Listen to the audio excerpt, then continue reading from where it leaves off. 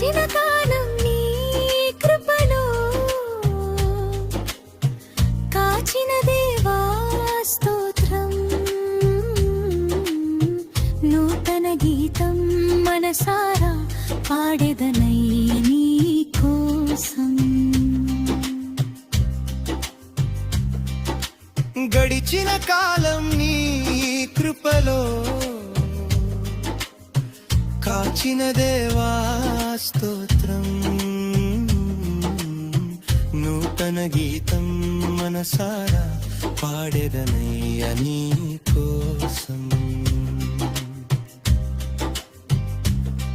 ప్రతి వసంతం నీ చిత్తం నూతన పరచు నీ కార్యం.